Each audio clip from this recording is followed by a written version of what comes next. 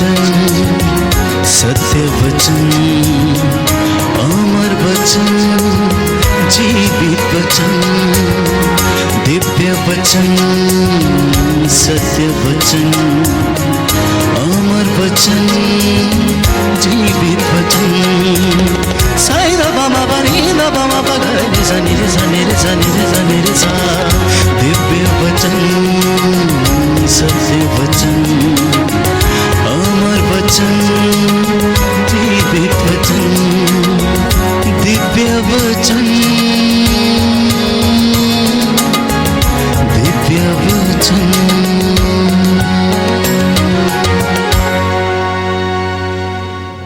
अफेसियों का पत्र अध्याय 6 पद संख्या 10 से 18। प्रभु का वचन हमें समझाता है कि हमारा युद्ध मनुष्यों से नहीं परंतु आकाश की दुष्ट आत्माओं से है। अफेसियों का पत्र अध्याय 6 पद संख्या 10 और उससे आगे कि हमारी लड़ाई मनुष्यों से नहीं परंतु अंधकार की शक्तियों से है। प्यारे भाइयों और बहनों, मैं इसलिए ये वचन आपके साथ आज साझा करना चाहता हूँ। प्रभु आत्मा की अगुवाई में आज के इस वचन के द्वारा आप लोगों को हिम्मत दे, हौसला दे, ताकि आप आध्यात्मिक युद्ध की वास्तविकता को समझें। द स्पिरिचुअल वॉरफेयर जिसमें से हर एक व्यक्ति गुजरता है, चाहे आप हों, चाहे मैं हूँ, चाहे याजक हो, चाहे प्रचारक हो, या कोई भी व्यक्ति जो लोक धर्मी विश्वास में जीना चाहता है, यीशु के पीछे चलना चाहता है, उसे इस आध्यात्मिक युद्ध में बने रहना पड़ता है। इसलिए प्रभु का वचन अफेसियों के पत्र अध्याय 6 पद संख्या 10 से 18 में हम पढ़ते हैं। लिखा है, अंत में यह है कि आप लोग प्रभु से और उसके अपार सामर्थ्य से बल ग्रहण करें। आप ईश्वर के अस्त्र शस्त्र धारण करें, जिससे कि आप शैतान की धूर्तता का सामना करने में समर्थ हों। क्योंकि हमें निरे मनुष्यों से नहीं बल्कि इस संसार के अंधकार में संसार के अधिपतियों, अधिकारियों तथा शासकों और आकाश के दुष्ट आत्माओं से संघर्ष करना पड़ता है। इसलिए आप ईश्वर के अस्त्र शस्त्र धारण करें, जिससे कि आप दुर्दिन में शत्रु का सामना करने में समर्थ हों और अंत तक अपना कर्तव्य पूरा कर विजय प्राप्त करें। आप सत्य का कमरबंद कसकर, धार्मिकता का कवच धारण कर और शांति सुसमाचार के उत्साह के जूते पहनकर खड़े हों।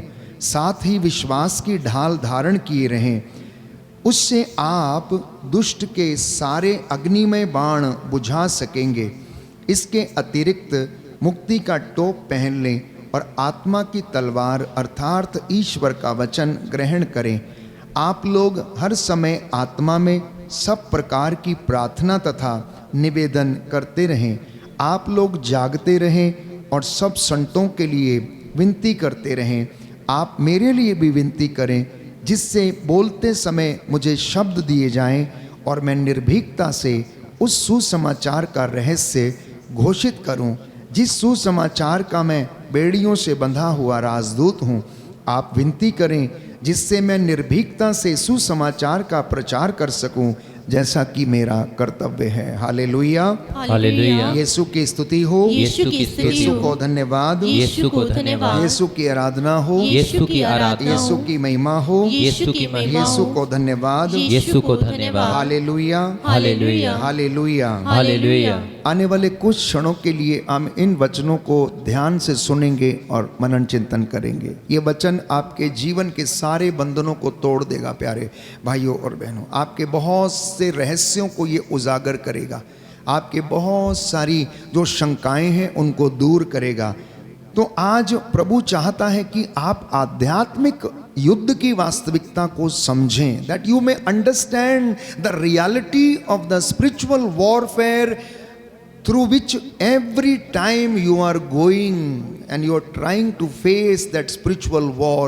हर व्यक्ति जब जब आप प्रार्थना करते हैं, चाहे गुरुकुल में हो, चाहे कॉन्वेंट्स में हो, चाहे कलीसिया में हो, चाहे गिरजाघर में हो, चाहे एकांत में हो, चाहे आप उपासना कुटीर में बैठे, चाहे आप मठ में बैठकर प्रार्थना करें, every time when you pray you are going through a spiritual warfare. प्यारे भाइयों और बहनों, कुछ पंक्तियां मैं आपके साथ साझा करना चाहता हूं। जब रात गहरी होती है तब सितारे सबसे अधिक चमकते हैं, और जब आंधी तेज चलती है तब वृक्ष की जड़ें और गहरी होती हैं, और जब अंधकार बढ़ता है तब प्रकाश का मूल्य समझ में आता है।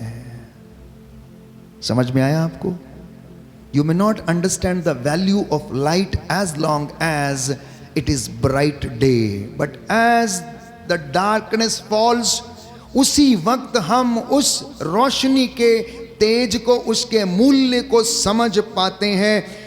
जब शैतान हमला करता है तब परमेश्वर के योद्धा तैयार होते हैं, और हम केवल मिट्टी के पुतले नहीं, हम स्वर्ग के राज्य के नागरिक हैं। हम केवल सांस लेने वाले शरीर नहीं, हम परमेश्वर की आत्मा का मंदिर हैं। याद रखिए, आप चुने हुए दास और दासियां, you anointed and consecrated people, you are not as simple bodies who only breathe, but आप लोग आत्मा के द्वारा संचालित किए जाने वो लोग हैं, और हम परमेश्वर के आत्मा के मंदिर हैं। आप लोग धर्मी जो नित्य प्रतिदिन उपवास करते, प्रार्थना करते, उसकी हुजूरी में आते हैं, बंधनों को तोड़ने के लिए प्रार्थना करते हैं और शैतान से लड़ने के लिए, आप केवल मिट्टी के वो शरीर नहीं जो केवल सांस लेते हैं, बल्कि आप लोग चुने हुई जाति, आप लोग चुने हुए लोग ईश्वर की आत्मा के मंदिर हैं। आप और मैं केवल परिस्थितियों से नहीं लड़ते, हम अदृश्य शक्तियों से संघर्ष करते हैं। हम लोग अदृश्य शक्तियों से संघर्ष करते हैं। जितने भी संत कलीसिया में हुए हैं, प्यारे भाइयों और बहनों, जिन्होंने अपना प्राण परमेश्वर के लिए निछावर कर दिया, वो शहीद लोग जिन्होंने आत्मिक युद्ध लड़े, उन्होंने तलवारों के युद्ध नहीं परंतु उन्होंने आत्मिक युद्ध लड़े, और हम उन अदृश्य शक्तियों से लड़ते हैं। प्यारे भाइयों और बहनों, मैं इन रहस्यों को आपके सामने आत्मा की अगुवाई में उजागर करूंगा। कई घाव तलवारों से नहीं बल्कि शब्दों से लगते हैं।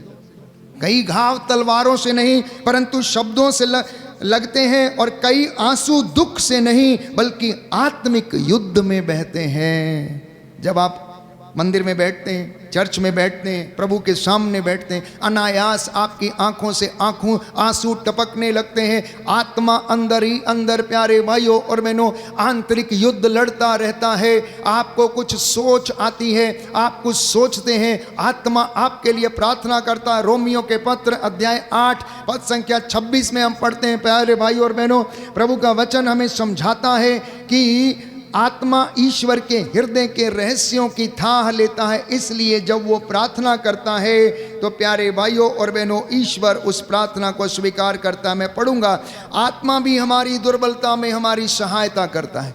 हम नहीं जानते कि हमें कैसे प्रार्थना करना चाहिए, किंतु हमारी अस्पष्ट आहों के द्वारा आत्मा स्वयं हमारे लिए विनती करता है। ईश्वर हमारे हृदय का रहस्य जानता है, वह समझता है कि आत्मा क्या कहता है, क्योंकि आत्मा ईश्वर के इच्छा अनुसार संतों के लिए विनती करता है। तो एक बात तो आज के इस प्रस्तावना में प्रभु स्पष्ट करता है कि आप लोग मिट्टी के ये शरीर केवल सांस लेने वाले शरीर नहीं है। याद रखना, आप लोग ईश्वर की आत्मा के मंदिर हैं। Let everybody know, let everybody accept, हर व्यक्ति को अंगीकार करने दीजिए। आप अपने जीवन के रहस्य को समझेंगे, आप अपनी बुलाहट को समझेंगे, आप अपनी जिम्मेदारियों को समझेंगे, आप कौन है आपको ये समझ में आएगा। और जब आपको समझ में आएगा आप विनती करेंगे, पर आत्मा रोएगा और परमेश्वर समझ जाएगा कि आत्मा क्या कहता है। मेरा बच्चा क्यों आंसू बहा रहा है, क्यों रो रहा है, क्यों निराश है, क्यों आत्महत्या करने की सोच रहा है, क्यों डर के भागने की सोच रहा है। ये सारी बातें प्यारे भाइयों और बहनों प्रभु हमें सिखाता है। तो मैंने कहा, कई घाव तलवारों से नहीं लगते बल्कि शब्दों से लगते हैं। कई आंसू दुख से नहीं बल्कि आत्मिक युद्ध से बहते हैं। कई लोग बीमारी से नहीं परंतु निराशा से हार जाते हैं। Many of them get defeated with the disappointments. बहुत से लोग दुख से नहीं हारते, बीमारी से नहीं हारते, बल्कि निराशा से हार जाते हैं, इसलिए जाकर आत्महत्या करने की बात करते हैं और ऐसा कर भी लेते हैं। और कई विश्वासी पाप से नहीं बल्कि अनजान युद्ध से पराजित हो जाते हैं। समझना इन बातों को। प्रभु आपसे आत्मा की अगुवाई में अपने दास के माध्यम से इन बातों को प्रकट कर रहा है आपके ऊपर कि इंसान पाप से नहीं हारता, बल्कि अदृश्य शक्तियों से, उस अनजान युद्ध से जिसमें आप और मैं होकर गुजरते हैं, उसमें हम हार जाते हैं, उस प्रलोभन में पड़कर हम हार जाते हैं। तो इसलिए प्यारे भाइयों और बहनों, आज परमेश्वर हमें याद दिलाता है कि आप लोग वो उस युद्ध की भूमि में हो। You are into the land of that spiritual warfare every time when you are struggling। जब आपका मन करता प्रार्थना करने को, लेकिन शरीर कहता है कि संभव नहीं है, शैतान कहता है कि नहीं, कल करेंगे, परसों करेंगे। लेकिन प्यारे भाइयों और बहनों, इस युद्ध में आप अकेले नहीं हैं। तुम्हारे चारों ओर अंधेरा अंधकार है, लेकिन तुम्हारे भीतर एक प्रकाश है। और जैसा मैंने कहा, वो आपका शरीर आत्मा का मंदिर है, तो वो आत्मा का प्रकाश आपके शरीर में, अंतरतम में वो जलता रहता है। तो तुम्हारे विरुद्ध शत्रु हैं, लेकिन तुम्हारे पक्ष में सर्वशक्तिमान पिता ईश्वर है। प्यारे भाई और बहनों, बोलो आमीन, आमीन, हालेलुया, हालेलुया। हे प्रभु यीशु, हे प्रभु यीशु, मैं विश्वास करता हूँ मैं विश्वास करता आप हूँ मुझसे बातें कर रहे हैं। आप मुझसे बातें कर रहे हैं। Hallelujah, hallelujah. आपका वचन कहता है आपका वचन कहता है, जहाँ पर 2 या 3 जहाँ पर 2 या मेरे 3 नाम से एकत्र होंगे, मेरे नाम से एकत्र मैं होंगे, उनके बीच में मैं उनके बीच में हाजिर रहूंगा। हाजिर रहूंगा। Hallelujah, hallelujah, hallelujah. हालेलुया। तो मैंने कहा कि आपके शत्रु तमाम हैं, आपके इर्द गिर्द चारों ओर शत्रु खड़ा है, लेकिन विश्वास करना कि आपके पक्ष में सर्वशक्तिमान पिता, प्यारे भाइयों और बहनों, मौजूद है। तो आज संसार की सबसे बड़ी समस्या आर्थिक समस्या नहीं है, सबसे बड़ी समस्या राजनीतिक समस्या नहीं है, सबसे बड़ी समस्या सामाजिक समस्या नहीं है, सबसे बड़ा संकट आत्मिक है। प्यारे भाइयों और बहनों, इस आधुनिक युग में इंसान की सबसे बड़ी समस्या है, प्यारे भाइयों और बहनों, आत्मिक संकट। आत्मिक संकट। इंसान अपनी आध्यात्मिकता में खरा नहीं उतर पा रहा है, इसलिए वो भटक जाता है और प्रलोभनों में पड़कर जीवन को नष्ट कर लेता है। बहुत से लोग केवल वही मानते हैं जो उनकी नंगी आंखें देखती हैं, लेकिन बाइबल हमें बताती है कि दिखाई देने वाली दुनिया के पीछे एक अदृश्य संसार भी है। इसलिए हम आशा के तीर्थ यात्री हैं। Christians are the people of hope. हम वो लोग हैं, मसीह लोग वो लोग हैं जो आशावादी लोग हैं। They are the people of hope, जो इस नंगी दुनिया को देखते हुए भी ये विश्वास करते हैं कि हम एक दूसरी दुनिया की ओर यात्रा कर रहे हैं, जहां हमें आशीष मिलेगी, अनुग्रह मिलेगा, ईश्वर की मेज पर हम बैठकर खाएंगे, उसके साथ पुनर्जीवित किए जाएंगे, हम उसे वैसा देखेंगे जैसा वो है। यही तो हमारा विश्वास है, यही कलीसिया में सिखाती है और यही पवित्र बाइबल हमें सिखाती है।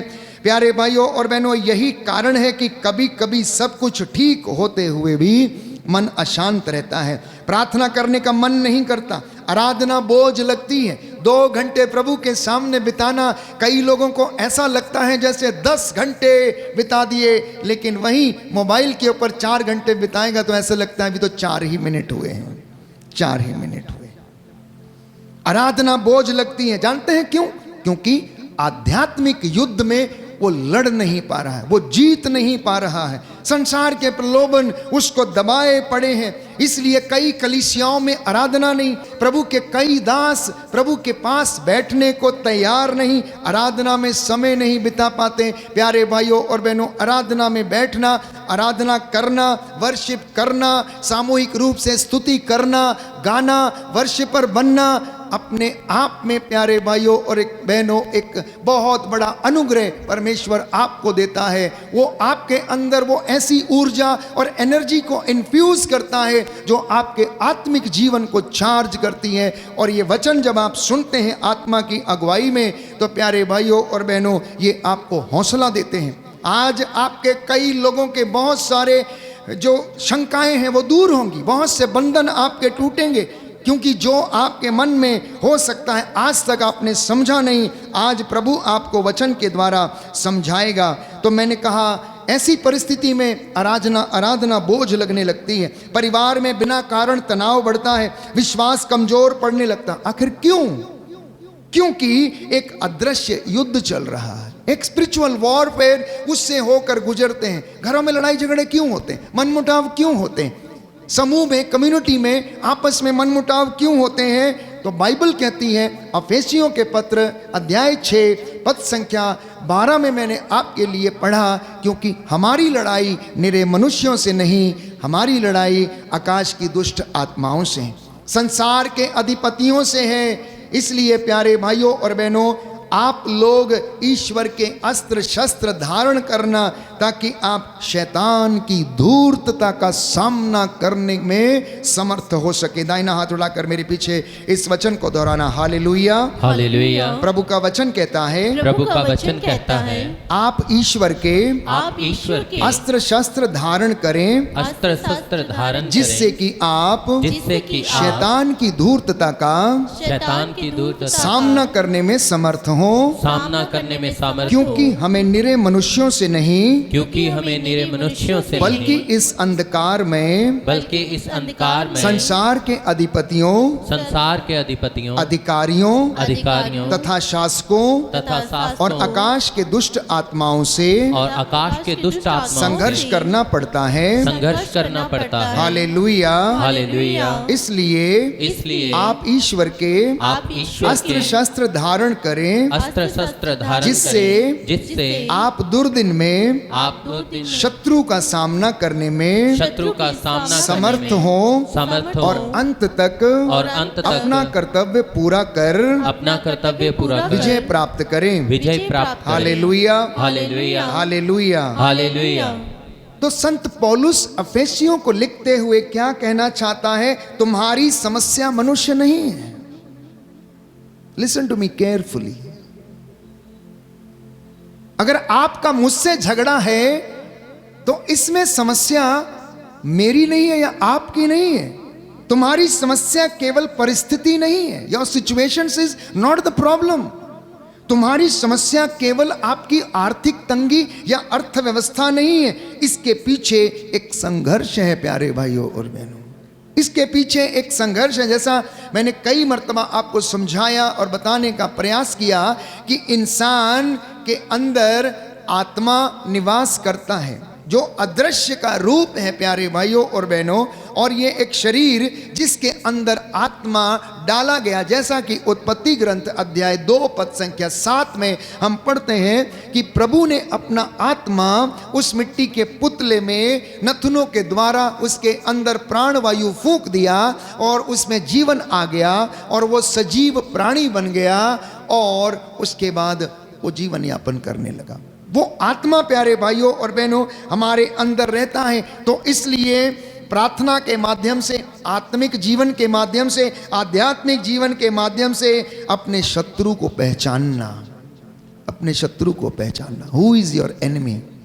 क्या ये आपका मित्र है, या आपकी सास आपका शत्रु है, या आपका ससुर आपका शत्रु है, या आपका पिता, या आपका भाई, या आपकी माँ या बहन?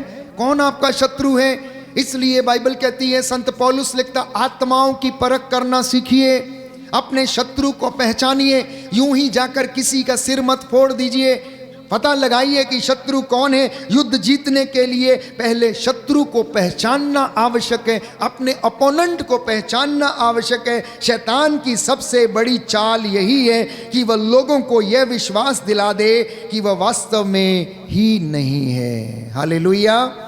यीशु की स्तुति हो, यीशु की यीशु स्तुति को हो, धन्यवाद, यीशु को धन्यवाद, यीशु की आराधना हो, यीशु की आराधना यीशु की हो, महिमा हो, यीशु की महिमा यीशु हो, को धन्यवाद। यीशु को धन्यवाद, हालेलुया। हालेलुया। तो बाइबल शैतान की कुछ संज्ञाएं देती है, कुछ नाम उसने दिए हैं। सबसे पहला नाम यूहन्ना के सुसमाचार अध्याय 8 पद संख्या 44 में हम पढ़ते हैं, वहां पर शैतान को नाम दिया गया कि वह झूठ का पिता है। शैतान कौन है? झूठ का पिता है। इसलिए अगर जब वो झूठ बोलता है तो अपने स्वभाव के विरुद्ध बोलता है। यीशु ने कहा तुम झूठ बोलते हो, इसलिए तुम अपने पिता शैतान की संतान हो, क्योंकि वो तो आरंभ से झूठ बोलता आया है। इसलिए कोई व्यक्ति अगर झूठ बोलता है तो बाइबल के अनुसार उसका पिता झूठा है और वो शैतान की संतान है। दूसरा नाम उसको दिया गया भ्रमित करने वाला, मतलब शक उत्पन्न करने वाला, भ्रम डालने वाला।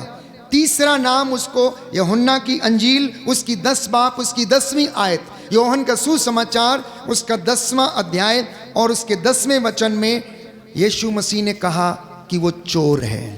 क्यों? क्योंकि चोर चुराने, मारने और नष्ट करने आता है। तीसरा नाम, तीसरी संज्ञा उसको दी गई है, विरोधी है। पेतरुस के पहले पत्र अध्याय 5 पद संख्या 7 से 8 में हम पढ़ते हैं, वो आपका शत्रु शैतान क्या करता है? विचरता फिरता है। चौथा नाम उसको दिया है गरजने वाला शेर। गरजने वाला शेर है। और इसी वचन में लिखा हुआ है तुम्हारा शत्रु शैतान शेर की तरह दहाड़ता फिरता है, ढूंढता रहता है किसको फाड़ खाए और किसको कब नष्ट करे। इसलिए बाप को बेटे से, माँ को बेटी से, बेटे को बाप से लड़ाता और घर में विनाश उत्पन्न करता है, क्योंकि उसका स्वभाव विनाश करने का है। उसका उद्देश्य 3 बातों को करना है। पहला चुराना, दूसरा घात लगाना और तीसरा नष्ट करना।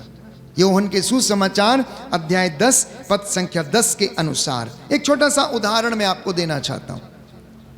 एक जंगल में शिकारी ने जाल बिछाया, हिरण को जाल दिखाई नहीं दिया तो वो घास खाने में व्यस्त था।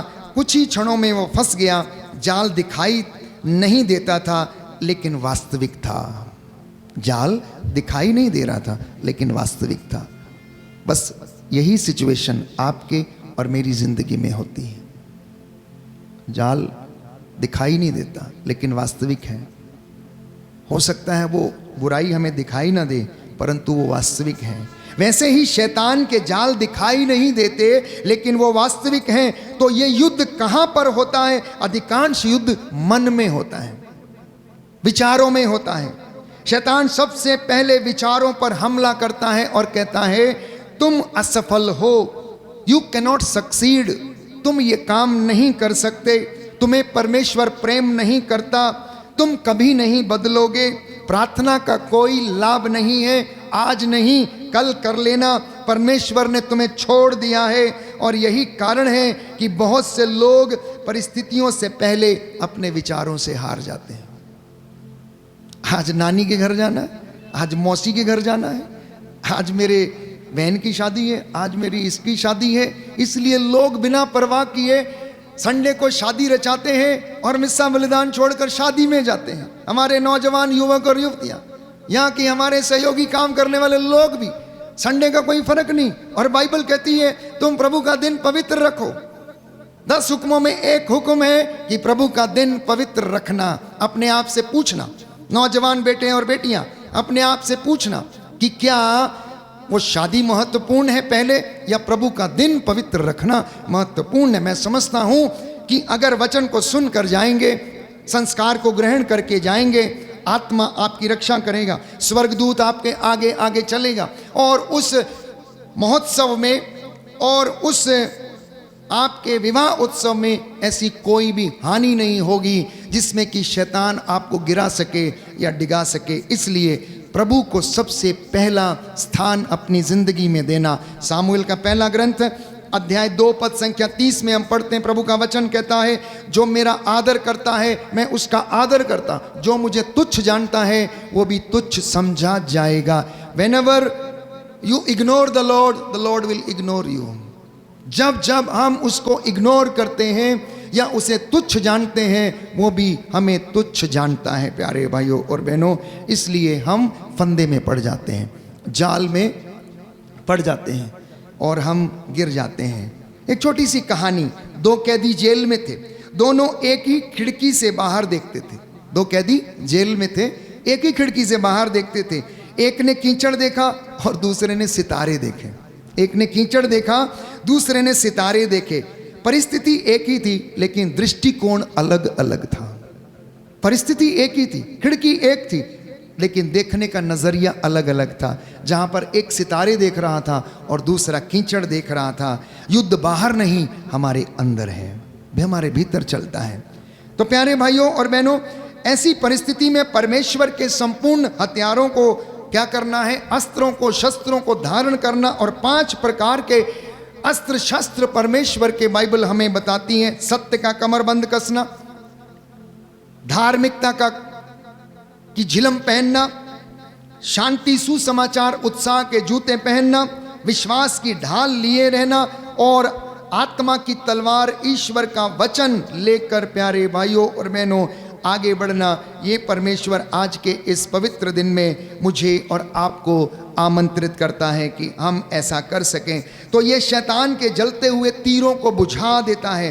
भय का तीर, निराशा का तीर, अविश्वास का तीर, अशुद्धता का तीर, अगर परमेश्वर के कलाम से हम आगे बढ़े, उसको हम अंगीकार करें और बोलें, तो ये सारे बाणों को क्या करेगा? बुझा देगा।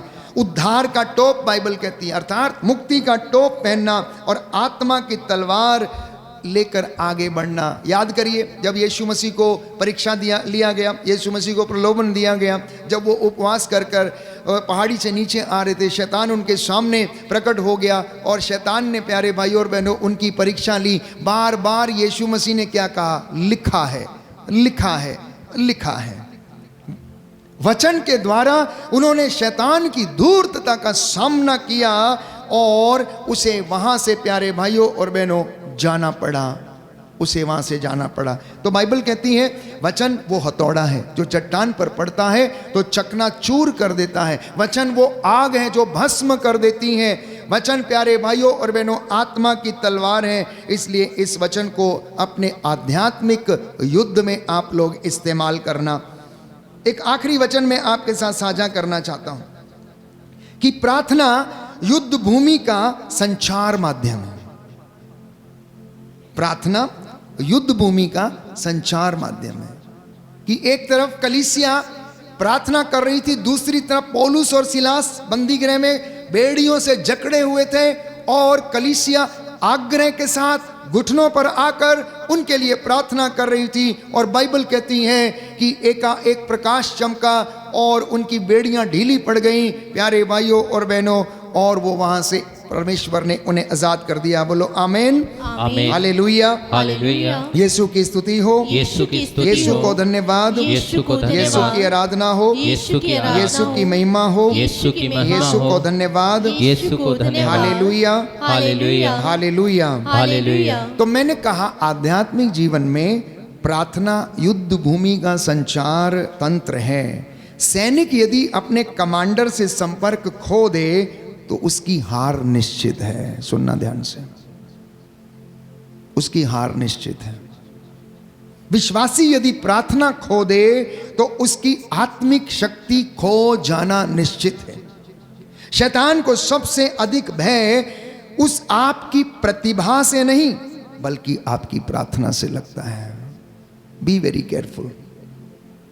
ये वचन आप अपनी कन्नी में बांध के रख लीजिए। शैतान आपके टैलेंट से नहीं डरता है। आप कितने बड़े खिलाड़ी या कितने बड़े कुश्ती लड़ने वाले क्यों ना हो, आप कितने बड़े बजैया क्यों ना हो, कितने बड़े गवैया क्यों ना हो, शैतान आपकी किसी चीज से नहीं डरता। अगर वो किसी चीज से डरता है, he gets frightened only through your prayer. आपकी प्रार्थना से डरता है सिर्फ और सिर्फ, और ये आपका हथियार है। उसे आपके धन से नहीं बल्कि आपका घुटनों पर आ जाना, इससे डर लगता है।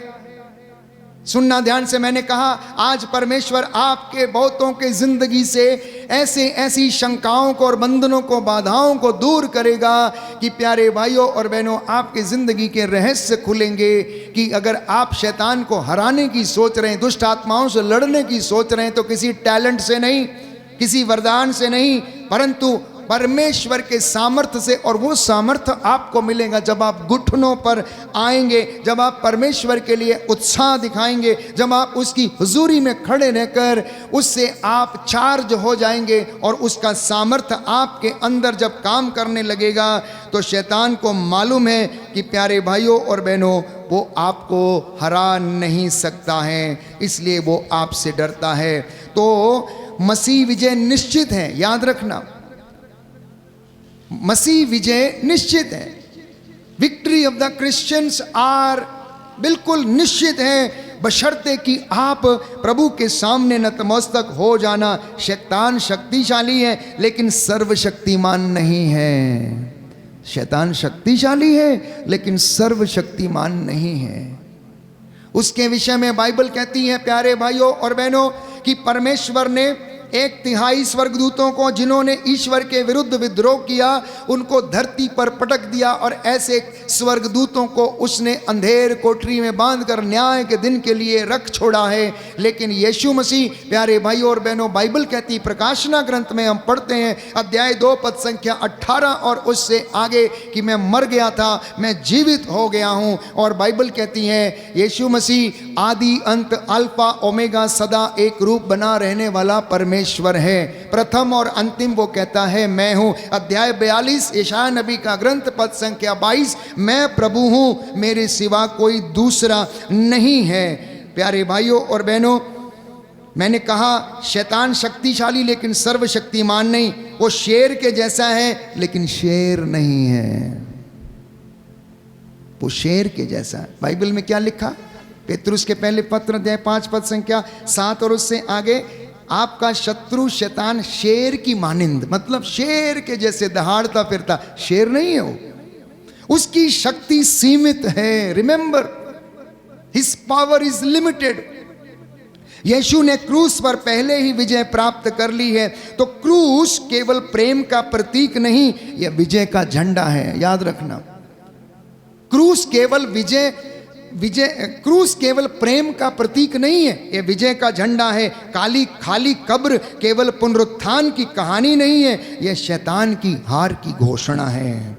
यह शैतान की हार की घोषणा है। तो मैंने कहा आप युद्ध भूमि में हैं, आपकी प्रार्थना पर हमला होगा, आपकी सेवकाई पर हमला होगा, आपके विश्वास पर हमला होगा, आपके परिवार पर हमला होगा, आपकी बुलाहट पर हमला होगा कि छोड़ दो, जाओ, शादी कर लो, घर बसाओ, इसमें कुछ नहीं रखा, तुम्हारे अधिकारी परेशान करेंगे, तुम ये कर नहीं पाओगे। ये हमला आपकी बुलाहट पे होगा। लेकिन याद रखना, जो आपके विरुद्ध है वो आपसे बड़ा नहीं है, परंतु जो आपके साथ है वो सारे संसार से बड़ा है। और आज परमेश्वर आपको बुला रहा है, इसलिए बाइबल कहती है तुम सैनिक बनो, सैनिक के जैसे आगे बढ़ो।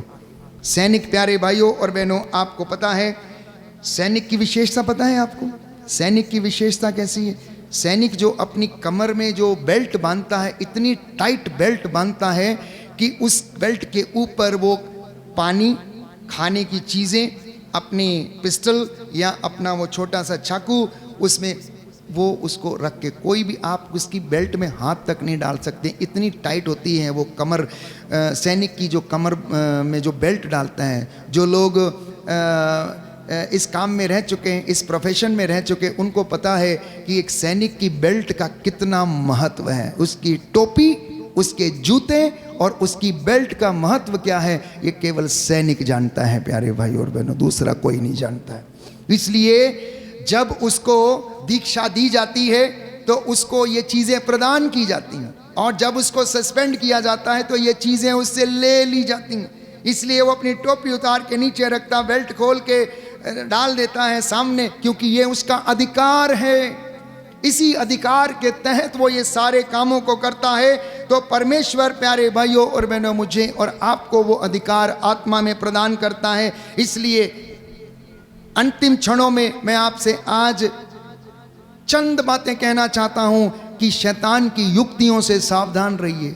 उसकी 7 प्रमुख युक्तियां हैं, द 7 प्लान्स ऑफ सेटन, जो कुछ इस प्रकार से हैं। सबसे पहला प्लान है आपको धोखा देना। उत्पत्ति ग्रंथ में हम पढ़ते हैं अध्याय 3 पद संख्या 1 से 6 में। मैं आपके लिए वचन पढ़ना चाहता हूं तो आपको पता लगे कि वो किस तरीके से धोखा देता है और किस तरीके से हमारे जीवन पर वो हमला करता है। 1 से 6, अध्याय 3 उत्पत्ति ग्रंथ 1 से 6। ईश्वर ने जिन जंगली जीव जंतुओं को बनाया था उनमें सांप सबसे धूर्त था। उसने स्त्री से कहा, क्या ईश्वर ने सचमुच तुमको मना किया कि वाटिका के किसी वृक्ष का फल मत खाना?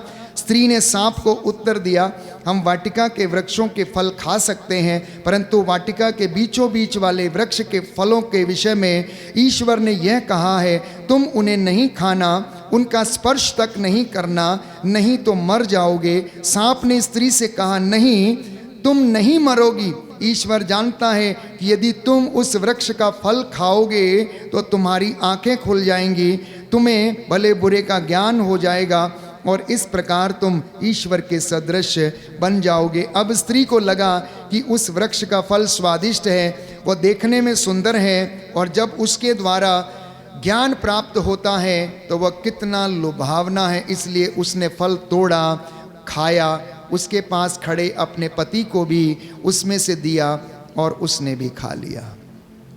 तो सबसे पहला काम है, इब्लीस आपको धोखा देता है और जो ईश्वर कहता है उसके विरुद्ध आपको बहकाता है। और जैसा मैंने कहा यूहन्ना के सुसमाचार अध्याय 8 पद संख्या 44 कि वो तो आरंभ से झूठ बोलता आया। स्त्री से उसने झूठ बोला, आदम से हेवा से उसने झूठ बोला। तो शैतान का पहला हथियार है झूठ, दूसरा हथियार है दोषारोपण। प्रकाशित वाक्य अध्याय 12 पद संख्या 10, प्रकाशित वाक्य प्रकाशना ग्रंथ अध्याय 12 पद संख्या 10 प्यारे भाइयों और बहनों, और रोमियो का पत्र अध्याय 8 पद संख्या 1 और उससे आगे। प्रकाशना ग्रंथ अध्याय 12 पद संख्या 10 और उससे आगे। दोषारोपण करना उसका सबसे बड़ा हथियार है, जो प्लान है, जो युक्ति वो बनाता है प्यारे भाइयों और बहनों। तब वह विशालकाय पंखदार सर्प, वह पुराना सांप जो इब्लीस या शैतान कहलाता और सारे संसार को भटकाता है, अपने दूतों के साथ पृथ्वी पर पटक दिया गया। मैंने स्वर्ग में किसी को ऊंचे स्वर से ये कहते सुना, अब हमारे ईश्वर की विजय, सामर्थ्य तथा राजत्व और उसके मसीह का अधिकार प्रकट हुआ, क्योंकि हमारे भाइयों का यह अभियोक्ता नीचे गिरा दिया गया है और वो दिन रात ईश्वर के सामने उस पर अभियोग लगाया करता है, अभियोग लगाया करता है। तो उसका दूसरा काम है आपके ऊपर दोषारोपण करना।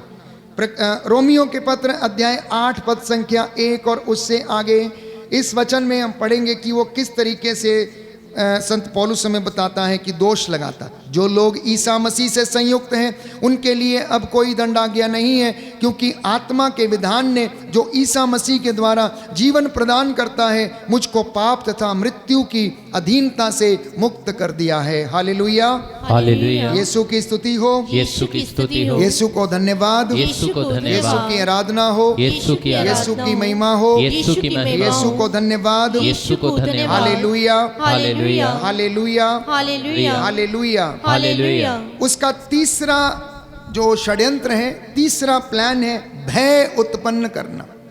तिमोथी का दूसरा पत्र अध्याय 1 पद संख्या 7 और यशायाह नबी का ग्रंथ अध्याय 41 पद संख्या 10 और उससे आगे वो किस तरीके से लोगों की जिंदगी में भय उत्पन्न करता है। Hallelujah, hallelujah. यीशु की स्तुति हो, यीशु की स्तुति यीशु हो, को धन्यवाद, यीशु को यीशु धन्यवाद, की आराधना हो, यीशु की आराधना यीशु हो, की महिमा हो, यीशु की महिमा हो, यीशु को धन्यवाद। यीशु को धन्यवाद। इसलिए उस भय से बाहर आने के लिए परमेश्वर का वचन कहता, डरो मत, मैं तुम्हारे साथ हूँ, चिंता मत करो, मैं तुम्हारा ईश्वर हूँ, मैं तुम्हें शक्ति प्रदान कर तुम्हारी सहायता करूंगा, मैं अपने विजयी हाथ से तुम्हें संभालूंगा, इसलिए तुम्हें भय खाने की जरूरत नहीं। उसका चौथा षड्यंत्र है निराशा, डिसअपॉइंटमेंट।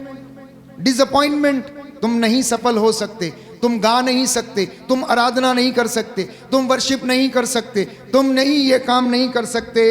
निराशा उत्पन्न करना उसका सबसे बड़ा षड्यंत्र है। और इसके बाद विभाजन, चाहे वो कलीसिया में हो, चाहे वो परिवार में हो, चाहे वो कम्युनिटी में हो, विभाजन उत्पन्न करना ये शैतान का सबसे बड़ा प्लान, सबसे बड़ा षड्यंत्र है प्यारे भाइयों और बहनों।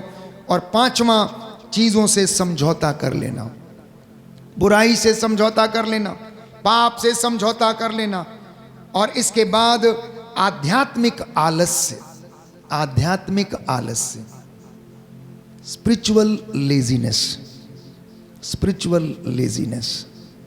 प्रभु के सामने भी बैठकर जमाइयाँ लेते रहते, प्रभु के सामने भी बैठकर सोते रहते, प्रभु के सामने भी बैठकर प्यारे भाइयों और बहनों वचन को समझ नहीं पाते, आपको जागने नहीं देगा। कई बार मुझे लोग बोलते हैं, फादर जी हम जैसे ही प्रार्थना में बैठते हैं बस जमाई आना शुरू हो जाता है और जमाई रुकती ही नहीं है। बस जैसे ही प्रार्थना में बैठता पूरा दिन नींद नहीं आएगी, लेकिन आंखें बंद होने, समझ में आता है पूरा दिन भर काम किया है, इतनी देर कंसंट्रेशन करना उचित नहीं है, लगता नहीं है। लेकिन प्यारे भाइयों और बहनों, ये लड़ाई आपकी नहीं है, मनुष्यों से नहीं है, ये तो लड़ाई आपकी, आपके शत्रु से, इब्लीस से, कि वो आपका मन प्रभु की ओर फिरने नहीं देता, वो वचन सुनने नहीं देता, ताकि आप वचन को सुनकर कहीं ईश्वर के नजदीक ना चले जाएं। इसलिए प्यारे भाइयों और बहनों, आत्मिक बंधनों की पहचान करना सीखिएगा। आत्मिक बंधन कौन कौन से हो सकते हैं? हो सकता है आपकी जिंदगी में जो कटुता है, कड़वाहट है, दुश्मनी है, वो आपकी जिंदगी का एक सबसे बड़ा आत्मिक बंधन हो सकता है। दूसरा हो सकता है अपराध बोध, गिल्ट फीलिंग, आपके अंदर एक आत्मिक बंधन हो सकता है। तीसरा भय में जीना, निराशा में जीना, हो सकता है आपके अंदर ये आत्मिक बंधन हो सकता है। चौथा अशुद्धता, अशुद्धता हो सकता है ये आत्मिक बंधन हो सकता है। इसलिए आत्मा की परख करना सीखिए। आंखें बंद करें। हमने प्रभु का वचन सुना है, प्रभु ने हमसे बातें की हैं। आज के इस पवित्र दिन में हम शैतान की युक्तियों को जाने, उसको पहचाने। मैंने आपसे कहा वो शक्तिशाली है लेकिन सर्वशक्तिमान नहीं है। वो शैतान, वो शेर की तरह गरजता ज़रूर है लेकिन शेर नहीं है।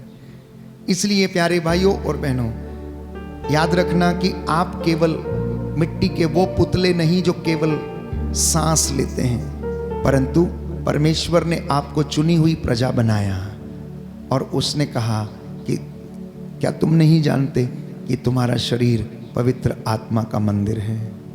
इसलिए आज याद रखना that you are the temple of the Lord.